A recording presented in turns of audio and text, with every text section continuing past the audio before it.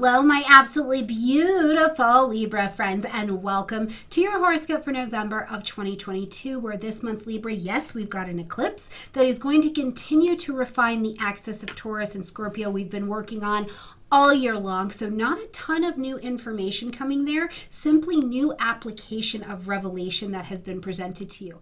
We have also got Sagittarius season coming in full blast, which every November, this happens for you and your third house of thinking, learning, teaching, things with siblings, the way that you communicate, the way that you learn something, writing those books, websites, all of these things, buying and selling of goods, houses, cars, it all comes around for some kind of attention and refinement every single year. So this year, Libra, I want you to flash back to November of last year. What was going on for you during Sagittarius season? And looking back to then and reflecting on where it is now and what you would like for your upcoming year, that is a real gift of understanding how the energies become available to you. We live in patterns. Oh my goodness. So don't forget this. Like, you're just learning in this pattern that you do every November. So you want to take the most advantage of it as you can. Now, we are also going to have Jupiter coming out of retrograde this month, and Jupiter has been sleeping and helping to strip the veil of misinformation from you between your 6th and your 7th houses as it traveled through this retrograde cycle between Aries and Pisces. So we will take a look at what that coming direct also has to offer you going forward. All right, Libra, let's take a look at what the month has to offer. Right here on the 8th, we have got a full moon lunar eclipse happening in fellow Venus-ruled sign Taurus at 16 degrees. Now, this is going to light up your 8th house space, okay? So first of all, the full moon is asking us to end something, acknowledge something, or make an adjustment. Now, in the energy of Taurus, it's about value. It's about self-worth. It's about relationships. So I want to ask you to reflect on, as your money houses and your value houses, 8 and 2nd, have been lit up all year long. Where are you a little bit more prepared, Libra, to face your fears and just come on out here for who you were, right? To create that collaboration, to allow some vulnerability and some intimacy with the work that you do, how you make money, the resources that are available in your life. Where is there more intimacy being added and participated in your own life when it comes to your partnerships? Where's the sex life? What's going on in your reproductive organs? These are very 8th house kinds of things, but also healing, therapy, astrology. Then we have some practical things like insurance, debts, detoxing this area of your life. Where has there been a massive 8th house detox? And some of the detox of the 8th house, Libra, looks at where have you been too accommodating, right? You've just been nodding your beautiful Libra head because you're ruled by Venus, and Venus people go, oh yes, we nod our heads and we make sure that everyone is tended to. Where has there been too much of that and it's time to detox?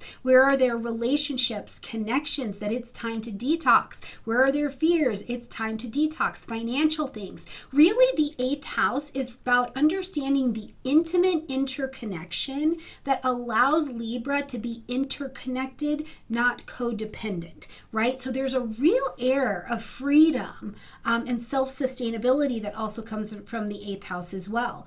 So think about that as this eclipse is coming for just yet another little adjustment. And sometimes it can bring so much light because it's a full moon that it's really emotional. Right? We get very, very emotional with what we are seeing, and that is a big word. Emotional doesn't mean sad and downtrodden. We are human. We have access to the full spectrum of emotions. You could be looking at this area of your life and being like, damn it, I am getting there, right? A sense of joy could be the emotion that is presenting itself to you along with everything else. All the little faces on the diagram you have access to. So what does this area look like for you in your life right now?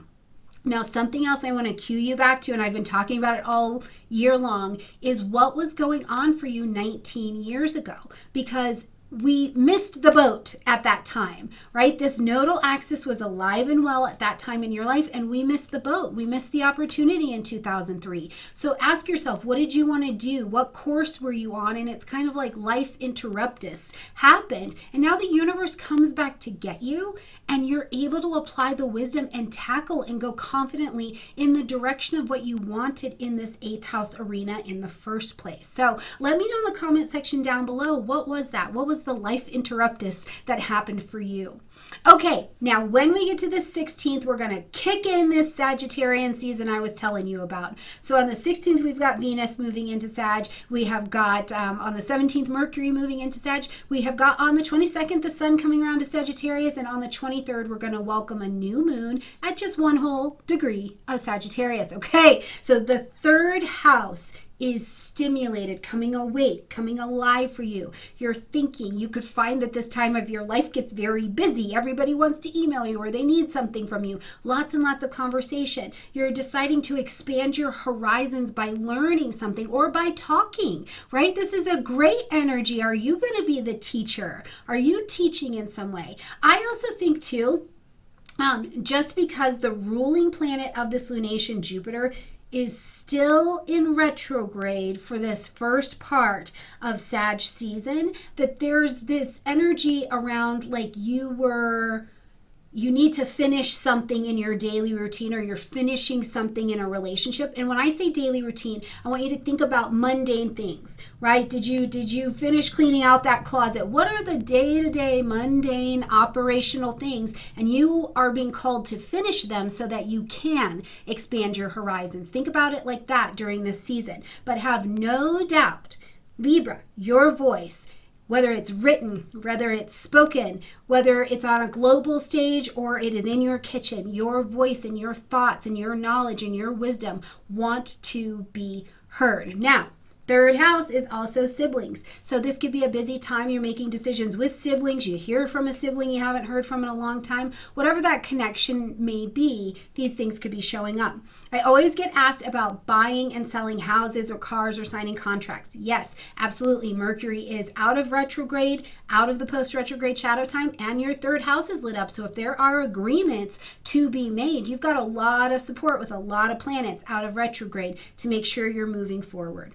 Now, as we get to this new moon on the 23rd, it's going to be at that 1 degree of Sagittarius, your opportunity to plant your seeds of intention, to begin confidently, to move in the direction of what you'd like to experience. And within 5 minutes of the lunar event, we've also got Jupiter coming out of retrograde. So the ruling planet is coming back online. And when Jupiter is asleep, right, in that retrograde path, it's showing us and it's stripping away beliefs or ideas or concepts that we had, truths that maybe guided us for a very long time, and we see that they're not accurate or they're not accurate anymore, right? It kind of lifts the veil and strips delusion away from us so that we have clarity of wisdom to bring to the table. So I'm telling you, as this event is happening, like, what do you want to initiate, Libra? What are you ready to take forward? What are you ready to finish in terms of your projects over this next handful of months and weeks that allows you to launch out and expand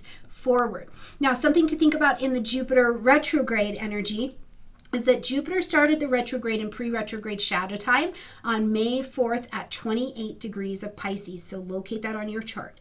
It actually took the retrograde on July 28th at 8 degrees of Aquarius. There's a lot of 8s going on right now, so whatever that means for you. Okay, so in July, we took the retrograde, went into retrograde at 8 degrees of Aries. So you're really watching the space on your chart between 8 degrees of Aries and 28 degrees of Pisces. What was happening for you at this time? Now, Jupiter obviously comes direct on the 23rd of November, and we'll see it fully leave its cycle of retrograde for 2022, February 14th, so Valentine's Day of 2023. So make notes, slow down, look back into your life, see where you have more clarity to move yourself confidently in the direction of your dreams, okay?